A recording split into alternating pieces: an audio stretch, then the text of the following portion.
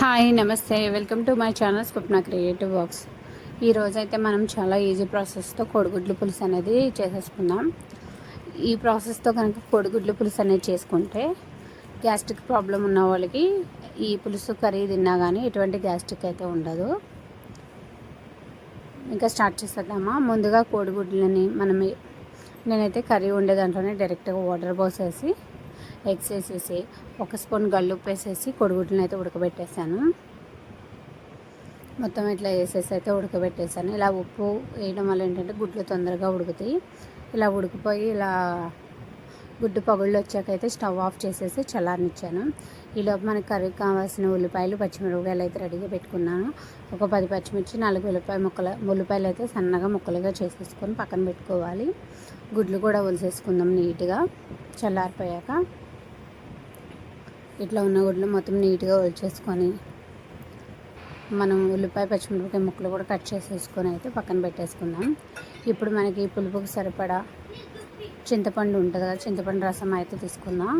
ఒక చిన్న సైజు నిమ్మకాయ అంత చింతపండు అయితే తీసుకొని 2 సార్లు అయితే వాష్ చేసేసి మనకు కావాల్సిన 2 గ్లాసుల వాటర్ అయితే అందులో యాడ్ చేసేసి పక్కన పెట్టుకోవాలి.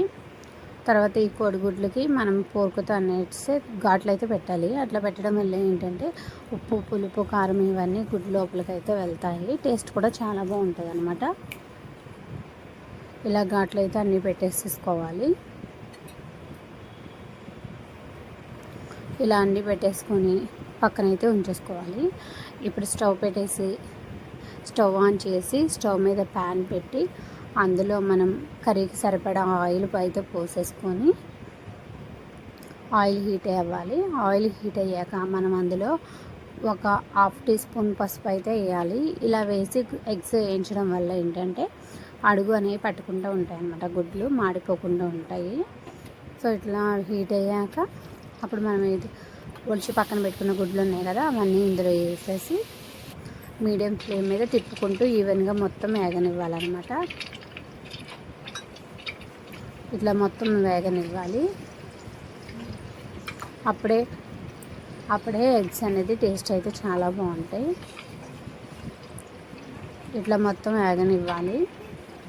వేగిపోయాక వీటిని అయితే మనం పక్కకైతే తీసేసుకోవాలన్నమాట. కోడిగుడ్లని ఒక గిన్నెలో తీసేసుకొని పక్కనైతే పెట్టేసుకోవాలి. ఒక గిన్నెలో తీసుకుని మొత్తం అన్నీ ఇట్లా ఆయిల్ అనేది రాకుండా జాగ్రత్త పక్కకు తీసుకొని మొత్తం అయితే పక్కన పెట్టేసుకోవాలి.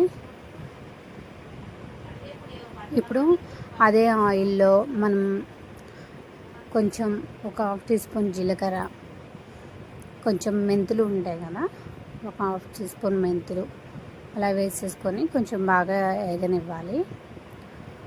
అవైతే వేగాక మనం అందులో కట్ చేసి పెట్టుకున్న ఉల్లిపాయలు ఉన్నాయి కదా, ఆ ఉల్లిపాయ ముక్కలు అయితే అందులో వేసేసుకొని ఒకసారి బాగా కలిపేసుకోవాలి. ఇలా బాగా కలిపేసేసుకొని ఉల్లిపాయలు బాగా వేగనివ్వాలన్నమాట. అప్పుడే కర్రీ అనేది టేస్ట్ అయితే చాలా బాగుంటుంది. ఇట్లా తిప్పుకుంటూ అడుగును మాడిపోకుండా బాగా వేగనివ్వాలి. ఇట్లా వేగేటప్పుడు మనకు కావాలంటే మూత కూడా పెట్టేసుకోవచ్చు. ఇట్లా వేగేటప్పుడు మనం ఇందాక ఆల్రెడీ 1/2 స్పూన్ పసుపు వేసాం కాబట్టి ఇంకో చిటికెడు పసుపు, 1 స్పూన్ గల్లుప్పు, మనం రుచికి సరిపడా ఉప్పు అయితే తీసుకోవాలి. నేనైతే ఇక్కడ గల్లుప్పు యాడ్ చేస్తున్నాను. గల్లుప్పు వేసేసుకొని ఒకసారి మళ్ళీ మొత్తం కలిపేసుకోవాలి.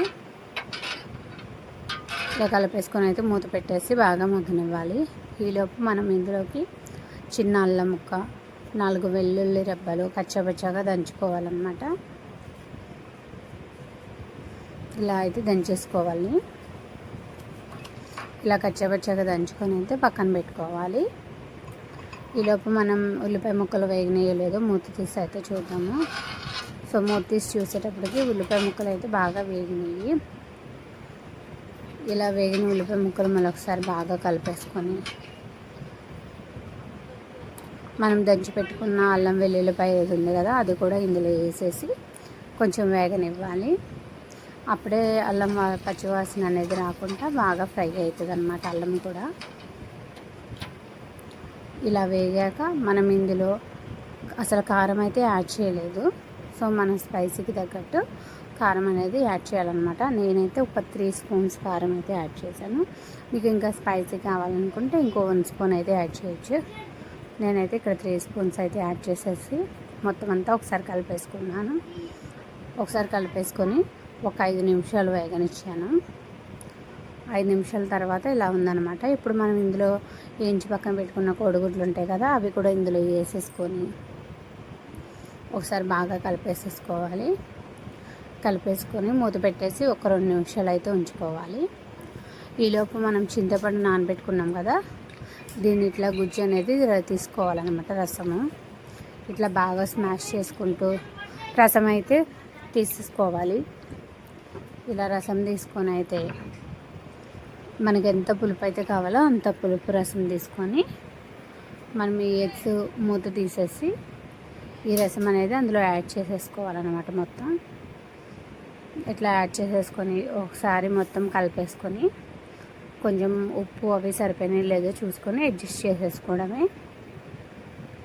ఇప్పుడు ఆ రసం అనేది మనం దగ్గరగా అయిపోయి మనకు పులుసు ఎంత క్వాంటిటీ అయితే కావాలో అంత క్వాంటిటీ వచ్చేంత వరకు మనం సిమ్లో పెట్టి మగ్గనివ్వాలన్నమాట. సో కర్రీ అయితే ఇట్లా ఉడుకుతుందన్నమాట. ఇట్లా మనం ఉడికేటప్పుడు మనం మధ్య మధ్యలో తిప్పుతూ ఉండాలి. అలా తిప్పడం వల్ల ఏంటంటే కొంచెం అలా తిప్పడం వల్ల అడుగునైతే పట్టుకుంటూ ఉంటుంది అన్నమాట. కర్రీ అయితే ఆల్మోస్ట్ దగ్గర పడిపోయిందండి. ఇలా దగ్గర పడిపోయాక మనమైతే స్టవ్ అనేది ఆఫ్ చేసుకుందాం. మీకు ఇంకా దగ్గరగా కావాలనుకుంటే కనుక ఇంకా దగ్గరగా రానివ్వచ్చు. నాకైతే ఇట్లా సరిపోతుందని చెప్పి నేనైతే స్టవ్ అనేది ఆఫ్ చేసేసుకున్నాను. చూసారు కదా కోడిగుడ్ల పులుసు. మీకు ఎలా అనిపించిందో కామెంట్ సెక్షన్లో కామెంట్ చేయండి. మీరు కూడా ట్రై చేయండి. Please subscribe to my channel. Thanks for watching.